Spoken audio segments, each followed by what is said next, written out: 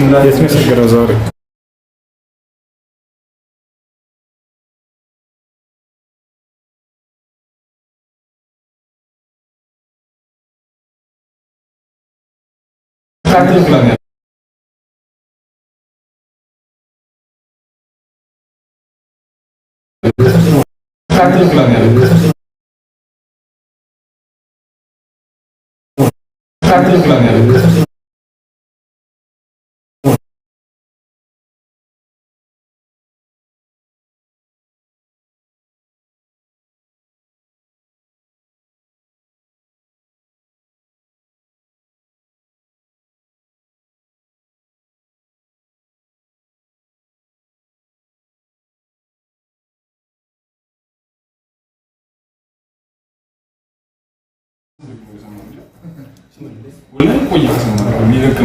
عبد العزيز آل الشيخ ما عندي رجعت ملسوا لي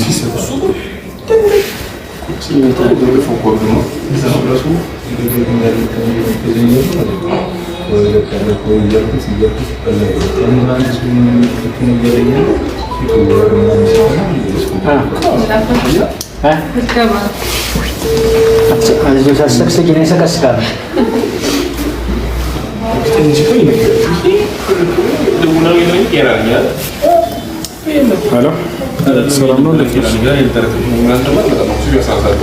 الحمد لله الحمد لله እሺ ስለ እስላም ባጭሩ ላስረዳሽ ነው ከዛ በኋላ እሺ ኢስላም ብሎ ማለት አምላክ በነቢያት በኩል ለሰው ዘር ሁሉ የደነገገው ብቸኛ መለኮታዊ ሃይማኖት እንደሆነ ይናገራል። አላህ ሱብሓነሁ ወተዓላ በቁርአን ላይ ኢነ ዲነ ዒንደ ላሂ ልኢስላም ይላል። ከእኔ ከአምላካችሁ ከአላህ ዘንድ ቀጥተኛው ሃይማኖት እስልምና ሃይማኖት ነው እያለ ይናገራል። በሌላ ቦታ ላይ ወረዲቱ ለኩም ልእስላም ዲና ይላል። እስልምናን ሃይማኖት ወደድኩላችሁ እያለ ይናገራል።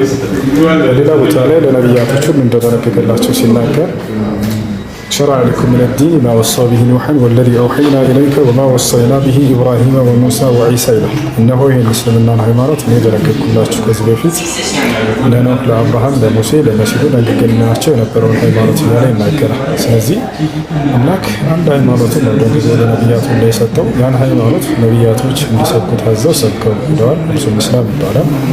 ትርጉሙ ታዲያ ምን ማለት ነው? እስላም ማለት ወደሚለው ስንመጣ እስላም ማለት ለአንድና ብቸኛ ለሆነው አምላክ ለአላህ ብቻ መታዘዝ፣ እርሱን በብቸኝነት መገዛት፣ በእርሱ ላይ ቅንጣት ሳናጋራ ሳናሻርክ ማለት ነው።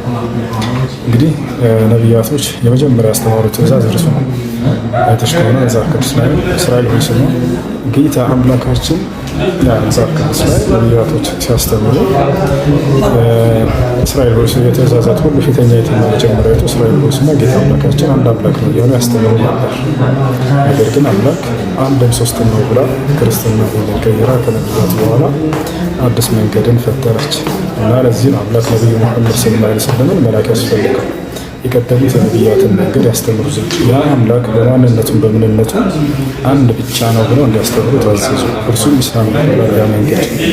ነገር ግን አምላክ አንድም ሶስትም አይደለም፣ ያ አምላካችሁ ሃይማኖት ነው እያሉ ነብዩ ሰለላሁ ዐለይሂ ወሰለም ሰበኩ። ነገር ግን አምላክ ስለ ሰዎች ኃጢአት ሞቷል በሚለው ትምህርት ከጊዜ በኋላ ከነቢያቶች በኋላ ሰዎች የፈጠሩት እምነት ነበር። አምላክ አላህ ይህንን ያድስ ዘንድ የነቢያትን መንገድ ነብዩ ሰለላሁ ዐለይሂ ወሰለም በመጨረሻው ዘመን መላክ ግድ መለክትና ላካቸው። እንደአጠቃላይ የኢስላም ማለት ያለ አንድና ብቸኛ የሆነው ብቸኝነት መገዛትን የሚያስተምር የሆነ መለኮታዊ ነው ኢስላም። መሲሁ በኢስላም ያለውን ቦታ ባጭሩ በጣም የተከበረ የአምላክ መልእክተኛና ነብይ ነው። በድንግልና ከማርያም የተወለደ ነው። አምላክ አላህ ሱብሓነሁ ወተዓላ በድንግልና ነው ያስገኘው። ያ ማለት ማርያምን ማንም ወንድ ሳይነካት ይሄ ክብሩ የተጠበቀ ነው ይመስላል። እሱ ከነቢያቶች መካከል አንድ ነብይ ነው። እናቱ ደግሞ ያላት ቦታና ደረጃ በኢስላም እጅግ በጣም ጻድቅና የተከበረች መልካም ሴት፣ ጻድቅ ሴት፣ ንጹህ ሴት ተብላ የተገለጸች ነች። ኢስላም የሚያስተምረው ይህ ነገር ግን አምላክን አይደለም የወለደችው፣ ሰውን ነው የወለደችው። በፍጹም አምላክ የሚወልድና የሚወለድ አይደለም፣ ያለ የነበረ ለዘለዓለም የሚኖር ብቸኛ የሆነ ነው እርሱ። ይህን ይመስላል። በእስላም የሚመለከው የሚገዙለት የሚሰግዱለት አንድና ብቸኛ የሆነው አምላክ አላህ ሱብሓነሁ ወተዓላ ብቻ ነው።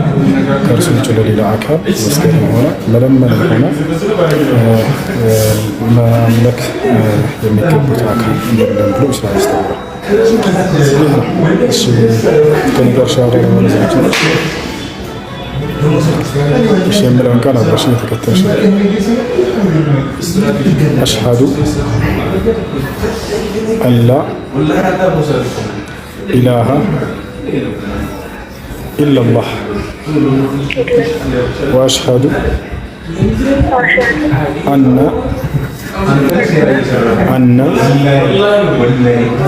ሙሐመደን ረሱሉላህ ማሻአላህ። ከዚህ በኋላ ሙስሊም ይሆናል። አሁን ያልሽው ቃል የሸሃዳ ቃል ወይም የምስክር ቃል ይባላል። ማንኛውም ሰው ወደ እስልምና ሃይማኖት ሲገባ ጊዜ የሚሰጠው የምስክር ቃል ነው። ትርጉሙ ከአላህ በስተቀር ሌላ አምላክ የለም ብዬ መሰክራለሁ፣ ሙሐመድ ደግሞ የአላህ መልእክተኛና ነብይ ናቸው ብዬ መሰክራለሁ ማለት ነው። አልሐምዱሊላህ። ከዚህ በኋላ ሙስሊም ሆናል። አንድ ሰው ሙስሊም በመሆኑ ምን ያገኛል ወደሚለው ስንመጣ ጊዜ እስልምናን በመቀበሉ ላለፈ ኃጢአቱ ሁሉ ምህረትን ስርየትን ያገኛል። ይህን አላህ ቃል ገብቶለታል በቁርአን ላይ ሲናገር ቁል ለለዚነ ከፈሩ እየንተሁ ይግፈር ለሁም ማ ቀድ ሰለፈ ይላል። ሙሐመድ ለእነዚያ ላይ ካዱት ሰዎች ካሉበት ክህደት ቢቆጠቡና ወደ እኔ ቢመለሱ ያለፈ ኃጢአታቸውን እምርላቸዋለሁ ነገራቸው ይላል ነቢያችን ሰለላሁ ዐለይሂ ወሰለም። አልእስላም የጅቡ ማ ቀብለሁ አሉ። አንድ ሰው እስልምናን በመቀበሉ ያለፈ ኃጢአቱን ሁሉ እማርለታል ብለው ተናግረዋል።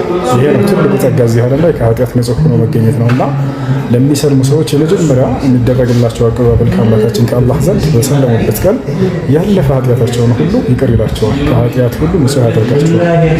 በቀጣዩ ዓለም ደግሞ በኋላ የዘላለማዊ ሕይወትን ሊያወርሳቸው እዚያም ላይ የገነትን ሊያወርሳቸው ቃል ገብቶላቸዋል። ራሱ አምላክ አላህ ሱብሓነሁ ወተዓላ ይህን ቃል ሲገባ ይላል ኢነ ለዚነ አመኑ ወዐሚሉ ሷሊሓት ለሁም ጀናቱ ነዒም ኻሊዲነ ፊሃ ወዕደላሂ ሐቀን ወሁወል ዐዚዙል ሐኪም። እነዚያ በእኔ አምነው መልካም የሰሩ ሰዎች ለእነርሱ የገነት ጸጋ አላቸው፣ በእርሷም ውስጥ ለዘላለም ዘውታሪዎች ናቸው። ይህን የአላህ ቃል እውነት ነው። እኔም አሸናፊና ተወዳጅ ሆንኩኝ አምላክ ነኝ እያለ ይናገራል። ይህን ይመስላለሽ። ስምሽ ማን ነበር?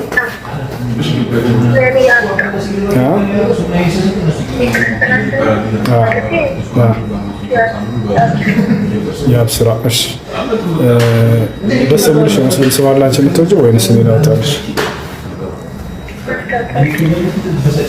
እሺ ላስመረጥሽ እና የተመቸሽን ትመርጫለሽ። ፊርደውስ፣ ኢማን፣ ሀያት፣ ኢልሃም፣ አሕላም፣ ኢክራም፣ ሱመያ።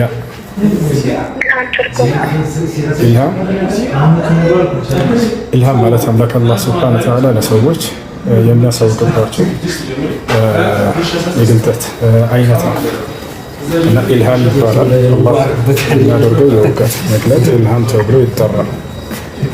ነቢያቶችን እንዲሁም ደግሞ ከነቢያቶች ውጭ ጻድቅ ሆነው ለተገኙ አካሎች መልካሙን መንገድ ይመርጡ ዘንድ የሚያሳይባቸው የመግለጥ መንገድ ኢልሃም ይባላል። እርሱ ነው። እሺ ከዚህ በኋላ ኢልሃም ነው ስምሽ። ሙስሊም ጓደኞች በአቅራቢያሽ ታገኛለሽ? ስለ ሶላት አሰጋገድ አስተምሪያቸው። በጣም ቀላል ነው፣ ያስተምሩሻል። ከዚያ ለጌታሽ አምላክ ለአላህ ብቻ መስገድን ትጀምሪያለሽ ማለት ነው። ጾም ላይ ነው ያለነው አሁን። ከነገ ጀምረሽ ጾምን መጾም ትችላለሽ ማለት ነው። እሺ ማየሽ መልካም ምሽት።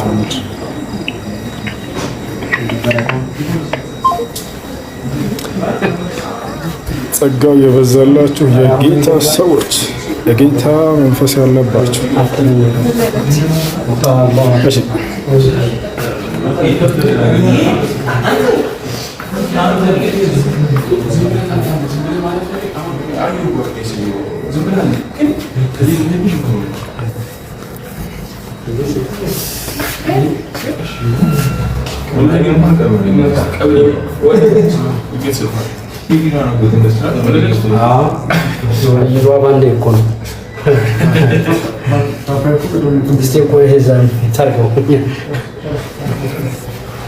مرحبا شكرا.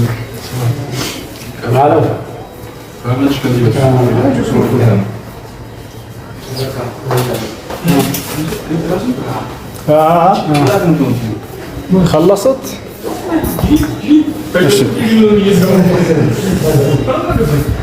يا سلام يا سلام يا سلام.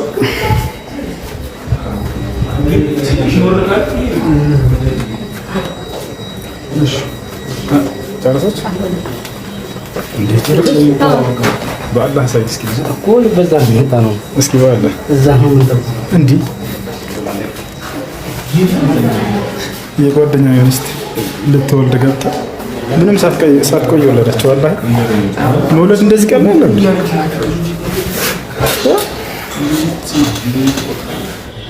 ጉድ መውለድ እንደዚህ ቀላል ነው። ምንም አልቆየችም። ወደ 5 ቀን ምናምን ብቻ ነው ያመጣችው።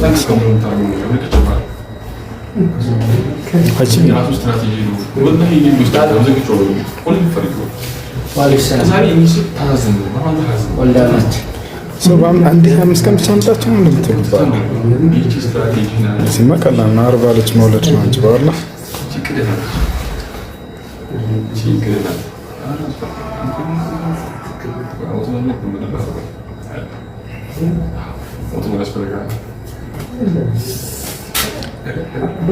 ትቀልዳለህ እንዴ? አልፎ አልፎ ቀልዳለሁ። ሳያልፍ ደግሞ አልቀልድም።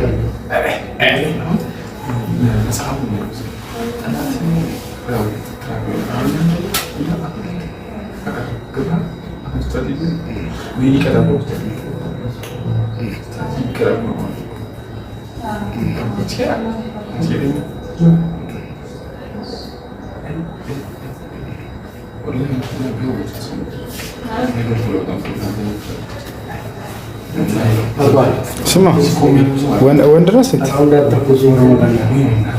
ወንድ ነው ሴት?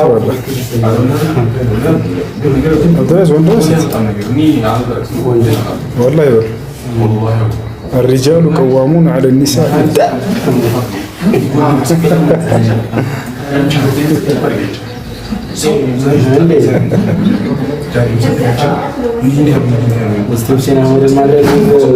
ኧረ አዛን አድርግበት ወላሂ ላዚም አዛን አድርግበት አዛን ይደረግበት ወላሂ ላዚም። አይ ሄሎ ሄሎ ወአለይኩም ሰላም ወራህመቱላህ Do you love me? تتكلم العربي؟ እንዴ አማር ኧረ እንዴ ነው በአላህ ይቅርታ እንግሊዝኛ ተናገርኩብህ አይደለ? ይቅርታ በአላህ አውፍ በለኝ። የኔ እንግሊዝኛ በጣም ይከብዳል። መቼ ነው የምትመጣው በአላህ? ማሻአላህ በቃ ኢንሻአላህ ወንድ ወለደ ወላሂ ላዚም አዛን ልለቅብህ ነው። አዛን ትሰማላችሁ ወላሂ ላይ ላይ ነው አዛን የሚደረግበት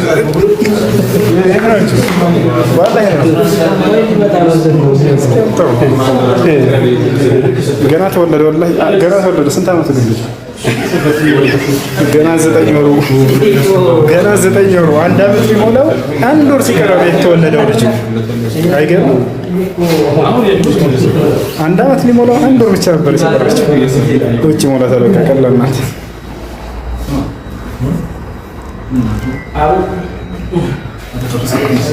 يا شيخ عندي سؤال، هل معجون أسنان أو صابون أسنان يفطر؟ لا ما يفطر، لا ما يفطر. اوكي አስፈጥር ምሽ የጥርስ ስዋክ ወይም ደግሞ ኮልጌት መጠቀም አያስፈጥርም። ነገር ግን ወደ ውስጥ እንዳትጠ ወለይኩም ሰላም ወራህመቱላሂ ወበረካቱ።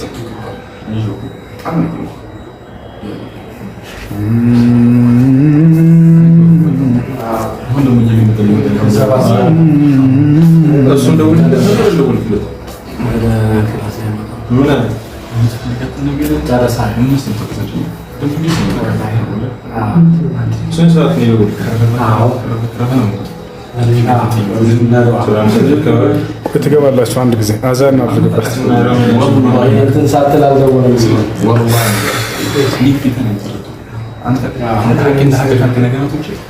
እሱ ከምቱ ሆሳዕና ልምጣ። በህልም ሴት ጋር መተኛት ጾም ያበላሻል?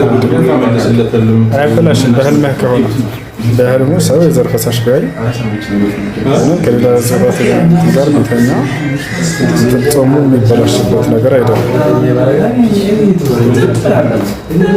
ወንድ ከሆን ካስገባ ሴት ከሆን ካስገባ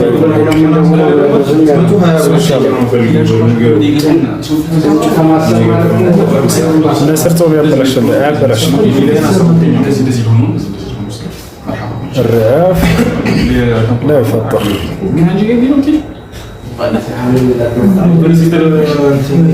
ብዙ ከሆነ ያስፈጥራል ያሉ ዑለሞች አሉ። በጣም ብዙ ደም ከፈሰሰው ሰው ስለሚጎዳ ሰው ጾሙን መጾም ስለማይችል እንደሚያፈጥር የተናገሩ ዑለሞች አሉ። ሼክ አብዱልዓዚዝ ብን ባዝ በምሳሌ ነቢያችን ሰለላሁ ዐለይሂ ወሰለም በጣም ብዙ ደም የፈሰሰው ሰው በዋግብት ጊዜ አፍጥሯል ስላሉ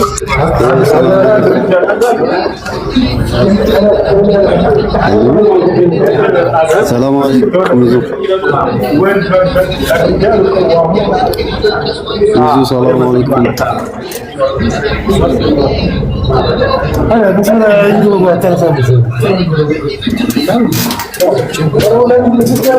ሰላም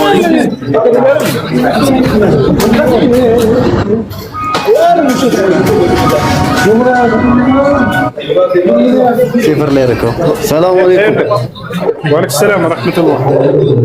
እንዴት ነው? ረመዳን ከሪም አላህ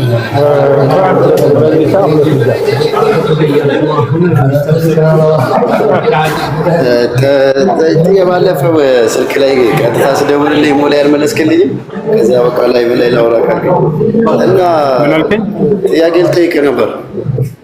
ጥያቄ ምንድን ነው? ከሚስቴ ጋር በአጋጣሚ እዚህ ዱባይ ነበርን ሁለታችንም። ወንድም አንዴ ቁጭ ብለህ ትጠይቅ። የሚረብሽ ድምፅ አለ እየተንቀሳቀስክ መሰለኝ።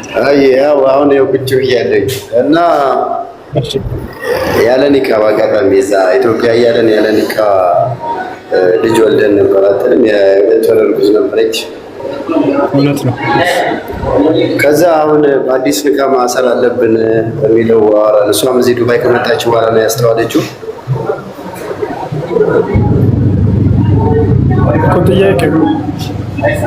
ጥያቄው አሁን እንዴት ባለፈው ኢሞላ እያወራሁህ ነበር። አሁን እንዴት ማሰር እንዳለብኝ ልታሳውቀኝ ነበር። ለአንድ ሀይድ ያክል ተለያይታችሁ ከዚያ በኋላ ኒካ ታስራላችሁ። ለአንድ ሀይድ ያክል አንድ ሀይድ እስክታይ ድረስ ተለያዩና ያንን ሀይድ አይታ ከጨረሰች ከጸዳች በኋላ ኒካ ታስራላችሁ። ስላለፉት ተውበት ማድረግ። ኦኬ እሱና እሷ መለያየት አለብን። ለአንድ ሀይድ ያክል ግንኙነት መራራቅ አለባችሁ። ስለ ተራ ለአንድ ሀይድ ያክል ስትል አልገባኝም። ኦልሬዲ ለረጅም ሰዓት እኔ ኢትዮጵያ ነበርኩ፣ እሷ እዚህ ነበረች። በቃ እንደሱ ከሆነ በጣም ብዙ ጊዜ ተለያይታችሁ ቆይታችኋል። ስለዚህ አሁን ኒካ ማሰር ትችላላችሁ እኮ። ኒካ የምናስረው ዱባይ ላይ እንዴት በምን አይነት መልኩ ነው ዱባይ ላይ ኒካ ማሰር የምንችለው? እሷ አባት ኢትዮጵያ አለ አይደለ? አንተ ደግሞ አባትህን ወደ ወንድምህን አንድ አካል ውክልና ስጠውና ወደ አባቷ ጋር ይሄድ። ሁለት ሻሂዶችን ምስክሮችን ይዘው ከዚያ በኋላ ኒካ ማሰር ይችላል። በአዲስ ማለት ነው። አይ መጀመሪያ ኒካ ታስሩልናል፣ ሰርግ ምናምን ተደርጎልናል እዛ ኢትዮጵያ ማለት ነው። መቼ ነው ኒካ የታሰረው? የዛሬ 7 ዓመት ማለት ከግንኙነት በኋላ ወዲያው ነው የታሰረው? ከግንኙነት በኋላ ነው። ከግንኙነት በኋላ ከሁለት ኦልሬዲ ተገናኝተን ምናምን ጓደኛዬ ነበር። በጣም ወዳታለሁ፣ ትወደኛለች እና ዶርሜ ምናምን ነገር ክላስ እኔ የምኖርበት ክላስ አብረን ላይፍ ነበረን። ከዛ በኋላ አረገዘችና በቃ ልንጋባ ወሰንን። ከዛ በኋላ ኒካ አሰርልኝ አለችኝ። ፋዘርን ጠየቁትና ኒካ አሰርልን ማለት ነው። ሰርግ ተደረገ። እርጉዝ በሆነችበት ጊዜ ነው የታሰረው? አዎ እርጉዝ በሆነችበት ጊዜ ነው የታሰረው። አይቻልም። ቢያንስ ኒካ ስለት ነው። በእርግዝና ጊዜ ኒካ አይታሰርም። ስለዚህ አሁን እንዳልኩህ አድርገሽ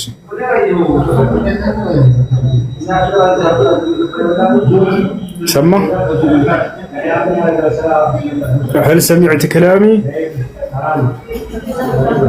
ألو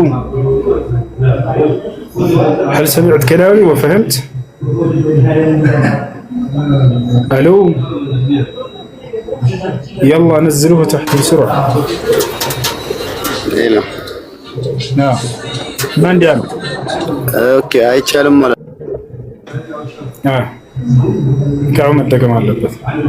እሺ መግባት የሚፈልግ 8040 6040 2080 ይጻፍ።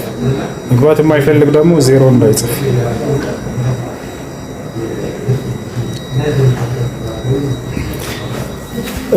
ወይኔ ወይኔ ወይ ይሻላል ባለ ምን ነበር ያልኩት? لا تصفت ማን የተናገርኩት ቁጥር። እሺ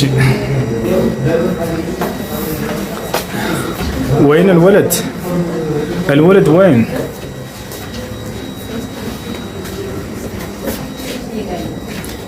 አትጽፉትም አትጽፉትም ልጆች اتقوا الله ربكم. السلام عليكم.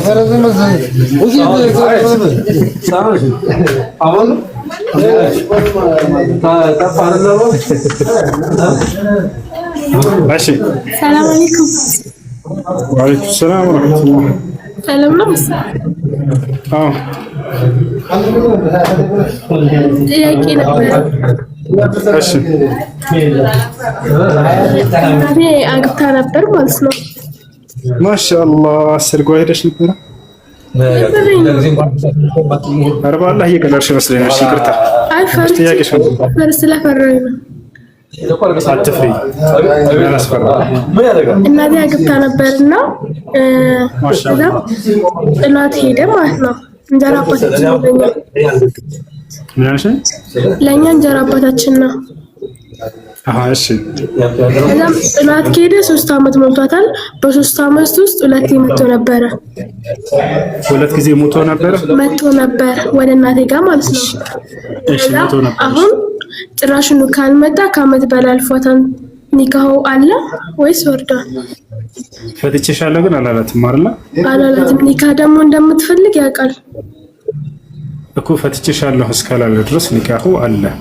ባለመምጣቱ ወይንም በመቅረቱ በዚያው ኒካሁ አይወርድም። ነገር ግን ይሄ ሰው ኒካሁ እስካለ ድረስ ሚስቱን የማስተዳደር ግዴታ አለበት። ይሄን አላሟላም ስላለ ኒካሁ ወርድልኝ ብላ መጠየቅ ትችላለች። ኒካ ጠይቀው ነበርና ጭራሽኑ ስልክ ሲደወልለት ይዘጋል። ይፈንዳል። ሸሪዓ ፍርድ ቤት ሄዳ ይሄን ጉዳይ ተናገር ይቻላል። ሸሪዓ ፍርድ ቤት እሺ አንድ ጥያቄ ልጨምር ስለኔ ነገር ተባልከ ተለሽ ብዛት ሌሎች ልጆች ስላሉ 50 ደቂቃ ብቻ ሰጥቼሻለሁ። ፈተናሽ ደቂቃሽ ተከክለሽ ተከክለሽ ለምሳሌ የ13 አመት ልጅ እያለሁ ተደፍሬ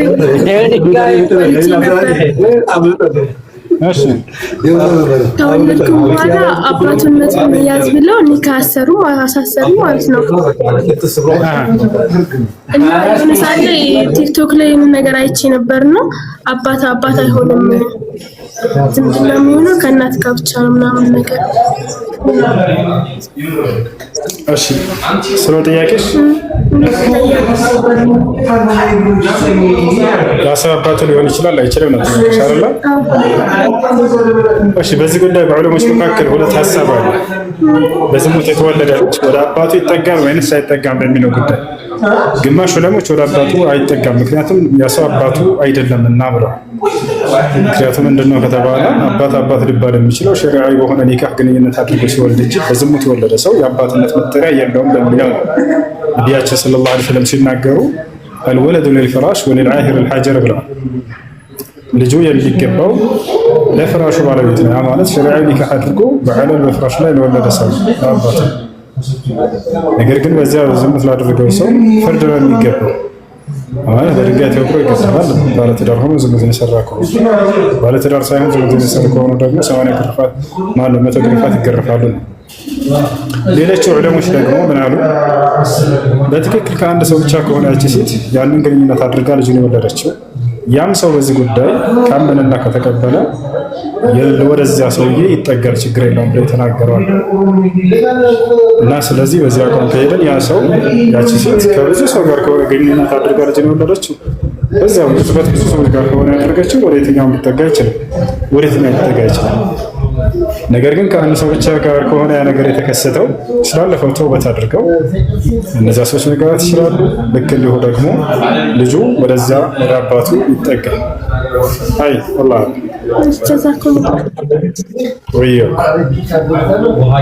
ኦኬ ልቀጥል እኔ። እሺ ሰላም ይሰማል? ይሰማል። ሰላም። ኦኬ የኔ ጥያቄ አሁን ሮመዳን ነው አይደለ? ያው ጾም ነው። አንድ ሰው በዚህ በሮመዳን መጾም አልተመቸውም አንድ ወር ሙሉ፣ ከዛ ሮመዳን ሲወጣ በኋላ ቢጾም ችግር አለው? ጾም ተቀባይነት አለው?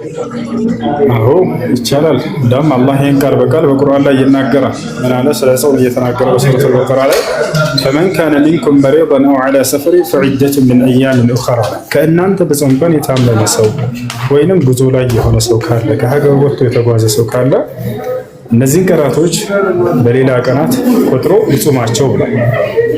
ስለዚህ ትችያለሽ። ኦኬ እሺ፣ ጥያቄ ስላስገባችኝ አመሰግናለሁ።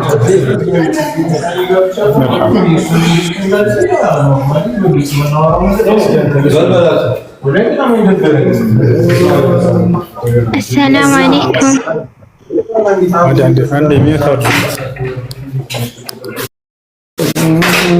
ዘልባን ማሻአላህ ማሻአላህ። ያ ሰላም ያ ሰላም ያ ሰላም ያ ሰላም ያ ሰላም። ገና ለመጀመሪያ ጊዜ በህይወቴ ሰው ወላሂ ልጅ ተወልዶ ገና ውሃ ይገባበት ልጅ ዋናች ምንድን ናት? ተደርጎ ነው ዘምሩበት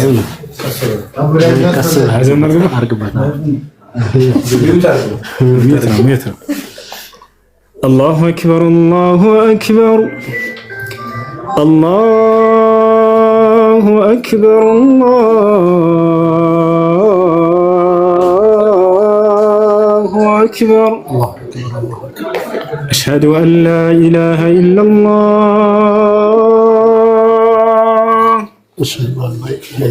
أشهد أن لا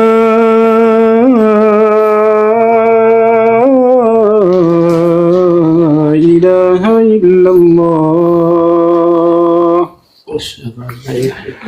أشهد أن محمدا رسول الله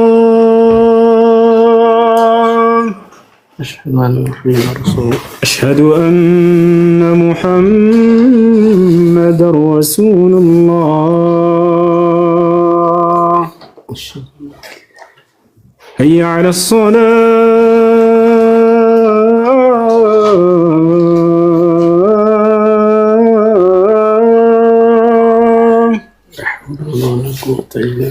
حي على الصلاة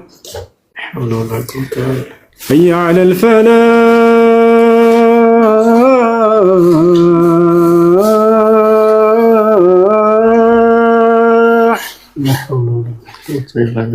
حي على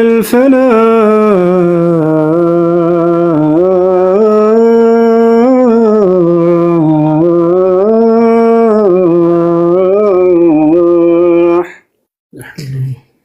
الله أكبر الله أكبر لا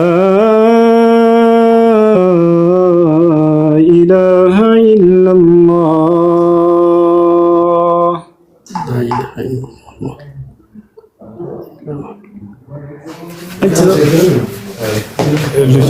سبونا خصوصا أذان أذكر كيف بنسأل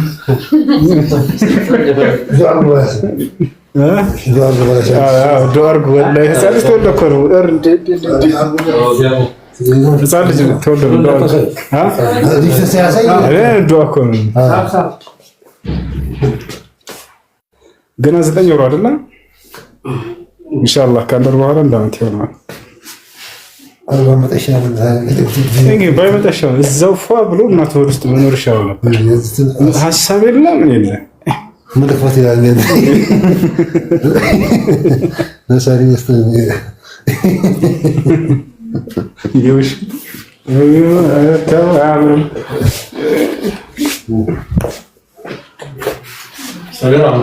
زير عمتنا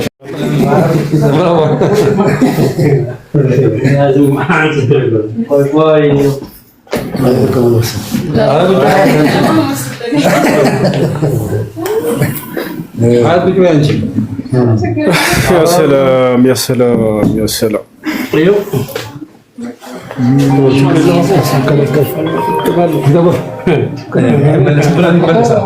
ولدتك أمك يا سلام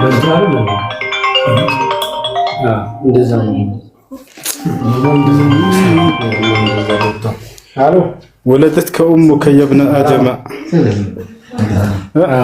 باكيا والناس يضحكون حولك سرورا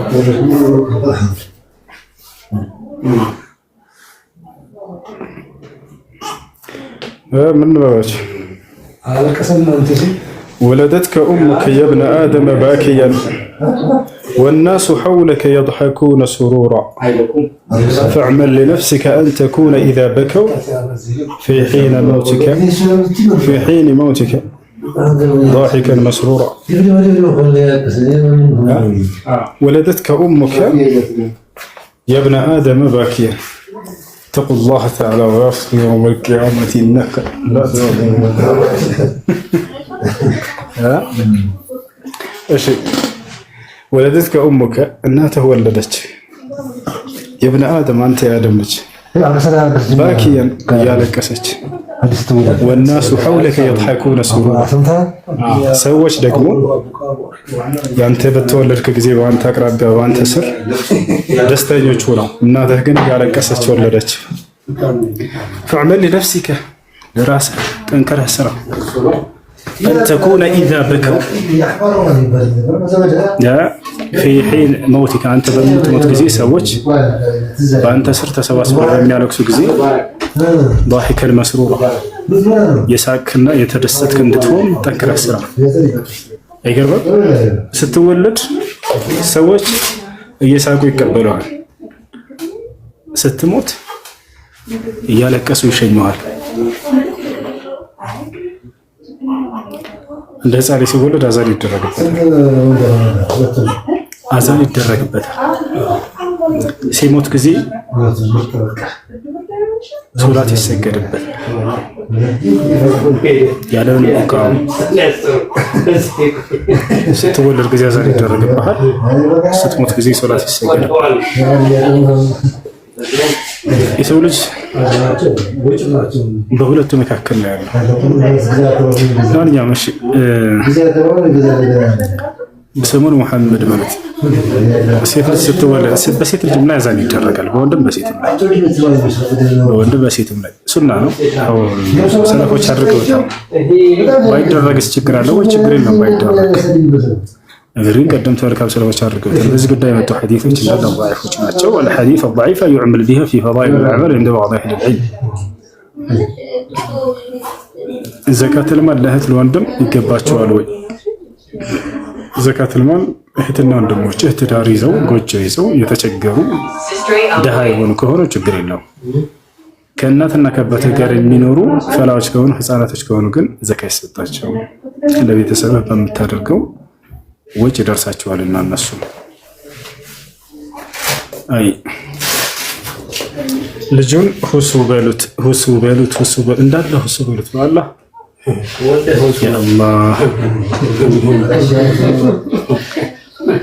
ገባኝ ሰው ወልደኩ ስለላላለኝ እሺ አረጋው ምን ያ ሀብታም ሰው ዘይነስ ወጥ ማሪው አሱጋ ቤት የመስል እንትን ያ ሰላም ማህሙድ እያለህ ነው ወላሂ እንደ ሰው ለይልኝ። እሺ ማን ነበር ስሙ? ማነው ስሙ? ማህሙድ እያልክ የምትጽፈው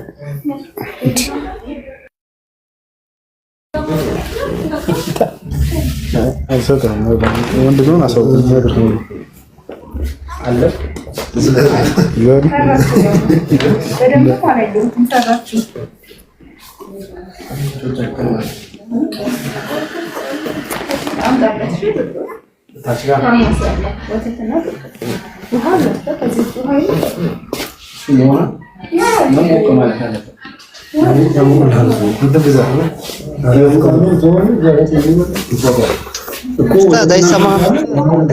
ይሰማል ሰላም ነው አልহামዱሊላህ አንድ ጥያቄ ነበረኝ እሺ ጥያቄ ምንድነው ሌሊት ስሁር ላይ ያኔ ወይ በእንቅልፍ ምክንያት ወይም መነሳት ሳንፈልግ ነይተን ብንሆን ይታያል ችግር የለውም ነገር ግን አለመብላት ሱናን እንዳመለጠ ይቆጠራል ትልቅ ሱና ነው መብላት ሌሊት ላይ ነብያችን ሰለላሁ ዐለይሂ ወሰለም ተሰሐሩ فإن في السحور بركة ብለዋል የስሑርን ምግብ ተመገቡ በስሑር ምግብ ውስጥ የአላህ Subhanahu Wa Ta'ala በረከት አለና ብለው ተናግረዋል ስለዚህ እሱን ብለው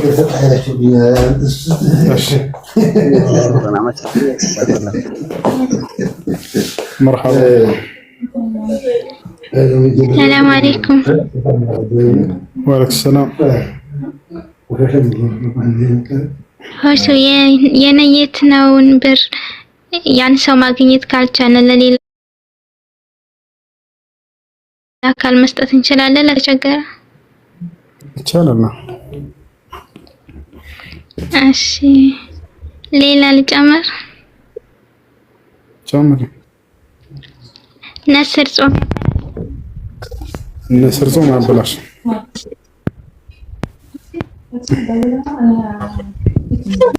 ነስር ጾም አበላሽ እሺ ኤቢ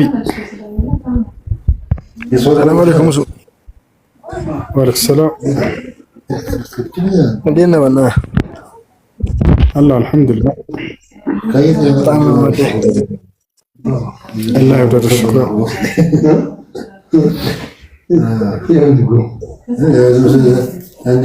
እሺ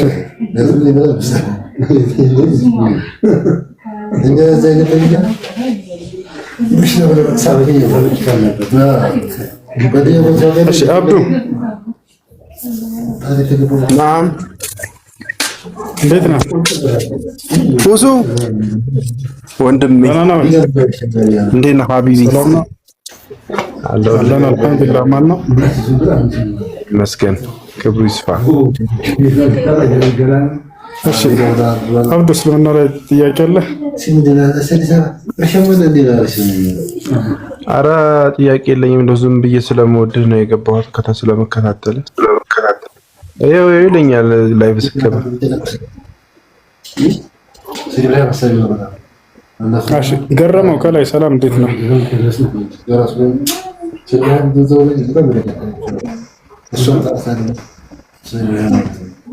ገረመው እሺ ገረመው የለም ለማውራት ፈቃደኛ ነህ ወይስ ፈቃደኛ አይደለም ያለ ፈቃድ እንዳላወራ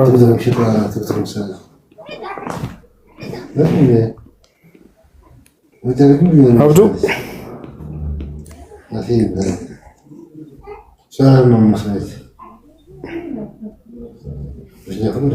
እሺ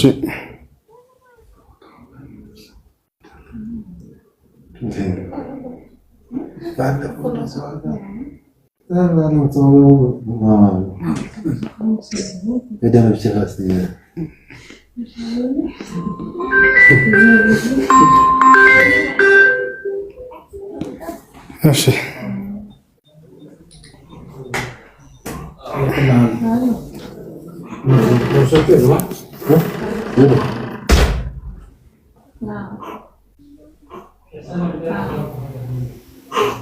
ለምን አስወጣችሁት? ራስህ ወጣህ? ሰላም አለይኩም ወአለይኩም ሰላም ወራህመቱላሂ ወበረካቱ።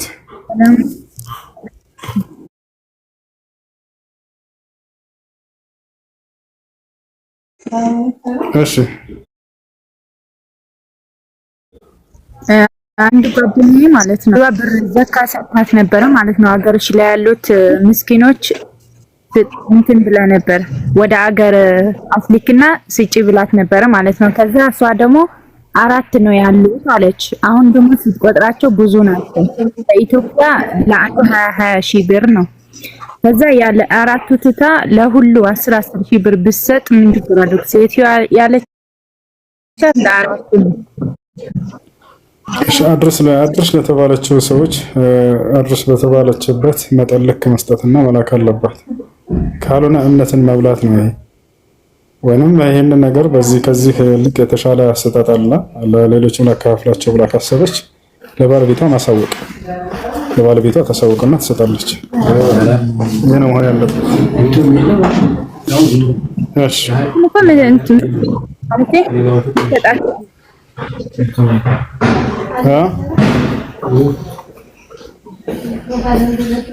አንዱ 20 ሺህ ብር ከምሰጥ እህት ስጪ በተባለችበት መንገድ ነው መስጠት ያለባት። እሺ ከዛ ውጭ መስጠት ከፈለገች ደግሞ ለባለቤቷ ማሳወቅ፣ እንደዛ ማድረግ። እሺ አሁን ሰጣ ጨርሳለች እኮ ምን ታድርግ ከተባለ ሴትዮዋ ታሳውቅ።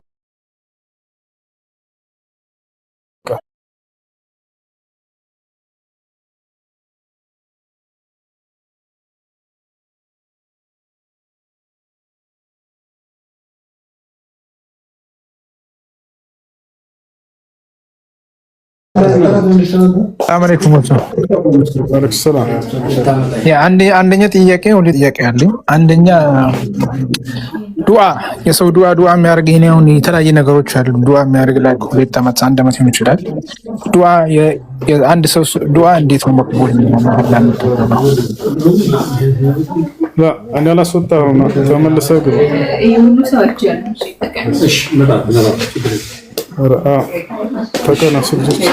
ምንድን ነው ያልከው? የሰው ዱዓ እንዴት ነው የሚቀበለው? አለ በቀላሉ ማለት ነው። እና ዱዓ ታሪክ የተለያየ ዱዓ ሲቆይ አንተ ዱዓ የምታደርግ እና እሱ እንዴት ነው ድገማ? ምንድን ነው ያልከው? ዱዓ እናደርገዋለን። ዱዓ እናደርገዋለን። ያን ዱዓ እንዴት ነው መቅቡል የሚሆነው? መቅቡል የሚሆነው አንደኛ የዱዓን ስርዓትና አዳብ መጠበቅ ነው። እሱ ምንድነው? ዱዓ ከማድረጋችሁ በፊት የመጀመሪያው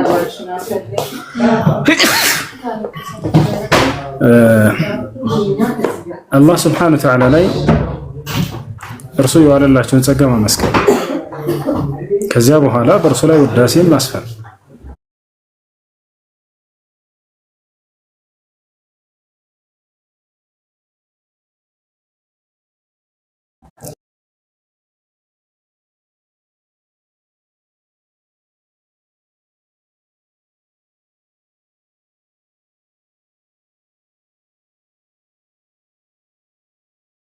ነገር ደግሞ ቤቴ ውስጥ እንትን አለ የተሸለምኩት ምናምን እንትን አለና እስታቱ ነገር ይመስላል። ላሳይ ቆይ። እንደዚህ አይነት እና አሁን አንዳንድ ሰዎች ይሄ ቢያስቀምጥ ምን ችግር አለው? አሁን ቤቴ እያየ ነው እሱ ምንድነው እሱ እንደዚህ አይነት እስታቱ ነው፣ ተሸልሜ ነው ከስራ ማለት ነው። እንደዚህ አይነት አለና አሁን ቢያስቀምጥ ችግር ቤቴ ውስጥ ወይስ ችግር የለውም? ምንም አላምንበትም፣ ግን ዝም ብዬ ነው አስቀመጥኩት። በኦፊስ ምናምን ተሸልሜ ነው። እሺ ዘዋቱል አርዋህ የሩህ ባለቤት የሆኑ ነገራቶችን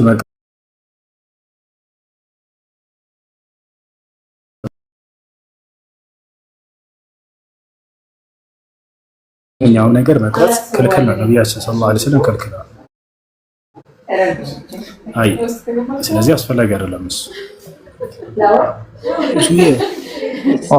አመሰግናለሁ። ይሄንን ጥያቄ ነው መርሐባሽ አመሰግናለሁ። ጀዛከላህ መርሐባሽ።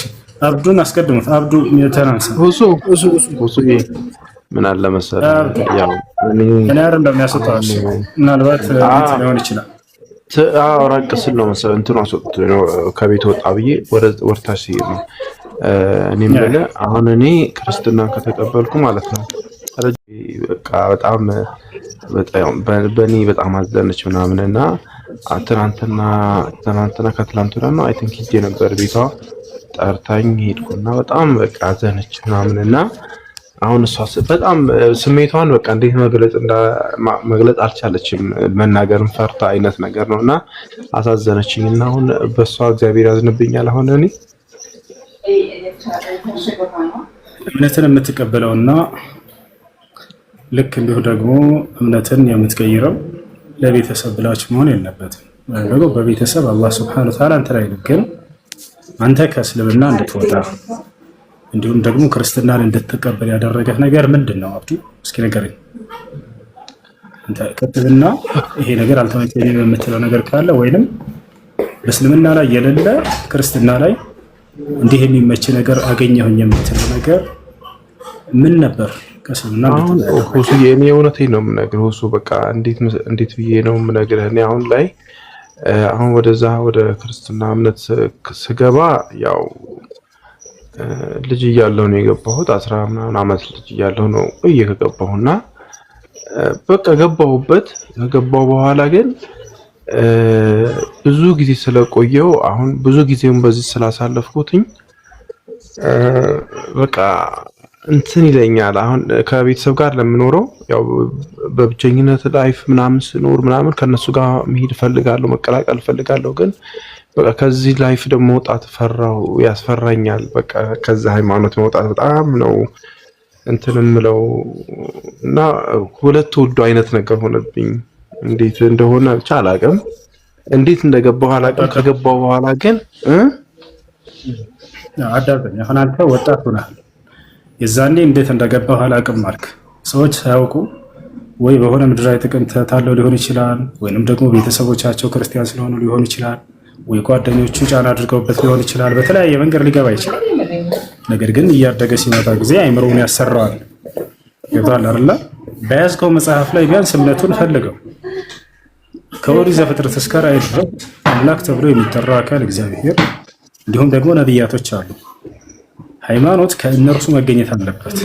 ወይ አምላክ ማዘዝ አለበት ያን ሃይማኖት፣ ወይ ነቢያቶች ከአምላክ ተቀብለው መስበክ አለባቸው። አይደል አብዱ? ያ ነው። አሁን በመጽሐፍ ቅዱስ ላይ እግዚአብሔር የትኛውን ቦታ ላይ ክርስቲያን ሆኑ ብሎ ትውልድን ያዘዘበት ቦታ የለም። ነቢያቶችንም አላዘዛቸውም። እንዲሁም ነቢያቶች ከነቢያቶች መካከል አንድ ነቢይ እንኳን ህዝቡን ክርስቲያን ሆኑ ብሎ ትእዛዝ የሰጠ የለም። ገብቶሃል አይደል? አንተ ወደ ክርስትና ስትገባ ጊዜ ቢያንስ አምላክ ይሄን ነገር አዞታል፣ ነቢያቶች ሰብከውታል ወይ ብለህ ማወቅ አለብህ። ከገባችሁበት በኋላም ይሄን ነገር ማጣራት አለባችሁ። ምናልባት ክርስቲያን የሆናቸውም ሰዎች ካላችሁ እስኪ እምነቴን እግዚአብሔር አዘውኛል ወይ ነቢያቶች አዘውኛል ወይ ብላችሁ ፈልጉት። የትኛውን ቦታ ላይ እግዚአብሔር ክርስቲያን ሆኖ ብሎ ነቢያቶችን አዞ አያውቅም። ወይንም ክርስትና ትክክለኛ ሃይማኖት ነውና እርሱን ነው የደነገኩላችሁ ተከተሉ አላለም። በኢስላም ላይ ግን ስትመጡ አላህ ሱብሓነሁ ወተዓላ ራሱ ኢስላምን እንደደነገገው ይነግረናል። ነቢያቶችን ደንግጎ እንደሰጣቸው ይናገራል። ነቢያቶችን ሙስሊሞች ሆኑ ብለው ትውልዶቻቸው እንደሰበኩ እናገኛለን። ማስረጃ አላህ ሱብሓነሁ ወተዓላ በሱራ አሊ ዒምራን ምዕራፍ 3 ቁጥር 19 ላይ ኢነ ዲነ ዒንደላሂ ልኢስላም ይላል። ከእኔ ከአምላካችሁ ከአላህ ዘንድ ትክክለኛው ሃይማኖት እስልምና ሃይማኖት ነው እያለ ይናገራል። መጽሐፍ ቅዱስ ላይ ይህን ታገኛላችሁ ወይ? አታገኙ። እግዚአብሔር የትኛውም ስፍራ ላይ ትክክለኛው ሃይማኖት ከእኔ ዘንድ ክርስትና ሃይማኖት ነው ብሎ የተናገረበት ቦታ የለም። ልክ እንዲሁ በቁርአን ላይ ለነቢያቶች እንዳዘዛቸው የደነገገላቸው ሃይማኖት ለነቢያቶች እስልምና እንደሆነ ይናገራል። በሱራ ሹራ ላይ ሁለተኛው ገጽ ላይ ሸረዐ ለኩም ሚነ ዲን ማ ወሳ ቢሂ ኑሐን ወለዚ አውሐይና ኢለይከ ወማ ወሰይና ቢሂ ኢብራሂመ ወሙሳ ወዒሳ ይላል። እነሆ ይህን እስልምናን ሃይማኖት እኔ ደነገግኩላቸው ይላል አምላክ አላህ። ደንጋጌው ራሱ ነው፣ ሰዎች እንኳን አይደሉም። በምድር ላይ ነቢያቶች ያን ተቀብለው ከአምላክ የማድረስ ስራ እንጂ የሰሩት በፍጹም እነሱ አልደነገጉትም። ኢስላም እኔ ደነገግኩላችሁ እስልምናን ካለ በኋላ ከእናንተ በፊት ለኖህ፣ ለአብርሃም፣ ለሙሴና ለመሲሁ ለክርስቶስ አዝዤባቸው የነበረውን ሃይማኖት ራሱን እያለ ይናገራል። ስለዚህ ለዚህ የነቢያቶች ሃይማኖት ነው። አምላክ ራሱ ነው ለነቢያቶች አንድ ደንግጎ የሰጣቸው። ይሄን ታገኛለህ። እሺ ሙስሊም ለሆነ ሰው ታዲያ ምን አዘጋጅቶለታል? አምላክ አላህ ምን ቃል ገብቶለታል? ምን ተስፋ ሰጥቶታል? መቼም ትክክለኛ ህይወት ማለት ምድራዊ ህይወት እንዳልሆነ ሁላችንም እናውቃለን። ምክንያቱም ጊዜያዊ ህይወት ነው፣ በሞት የሚቋረጥ ነው። ነገር ግን ትክክለኛ ህይወት ማለት ከሞት በኋላ መነሳት የሚባለውን ነገር ሁላችንም እናምናለን። የዛን የዘላለማዊ ህይወትን ማግኘት ነው። አምላክ አላህ ሱብሓነሁ ወተዓላ ሙስሊም ለሆኑ ሰዎች ገነትን ሊያወርሳቸው ቃል ገብቶላቸው በዚያም ላይ ዘላለማዊ ህይወትን ሊሰጣቸው ቃል ገብቷል። ራሱ ቃል ሲገባ ምን አለ? በሱራ ሉቅማን ላይ ሁለተኛው ገጽ ላይ አንደኛው ገጽ ላይ ከቁጥር 6 ላይ ኢነ الذين آمنوا وعملوا الصالحات لهم جنات النعيم خالدين فيها وعد الله حقا وهو العزيز الحكيم ይላል። እነዚያ በእኔ በአምላክ አምለው በእኔ በአላህ አምለው መልካም የሰሩ ሰዎች ለእነርሱ የገነት ጸጋ አለችላቸው፣ እነርሱም በእርሷ ውስጥ ለዘላለም ዘውታሪዎች ናቸው፣ ይህም የእኔ የአላህ ቃል እውነት ነው እያለ ይናገራል። ነቢያችን ሰለላሁ ዐለይሂ ወሰለም ሐዲስ ላይ ይህንን ሲያረጋግጡ አልጀነቱ ላ የድኹሉሃ ኢላ ነፍሱ ሙስሊም አሉ። ገነትን ሙስሊም ነፍስ እንጂ ሌላ ማንም አይገባባትም እያሉ ይናገራሉ ማለት ነው። እና ኢስላም አምላክ አላህ ራሱ የደነገገው ነቢያቶችን ደንግገው የሰጣቸው ነቢያቶች ራሳቸው የሰበኩት ሆኖ ታገኙታላችሁ። ነገር ግን ይህን በያዝከው መጽሐፍ ላይ ሄደህ እግዚአብሔር ክርስትናን ደንግጎታል ወይ? የለም። ነቢያቶች ክርስቲያን ሆኖ ብለው የሰበከ ነቢይ ያለው ላ የለም። ለነቢያቶች አምላክ እግዚአብሔር ክርስቲያን ሆኖ ብሎ ያዘዘባቸው ቦታ አለው ላ የለም፣ በፍጹም። ይሄን ያስረዳሉ።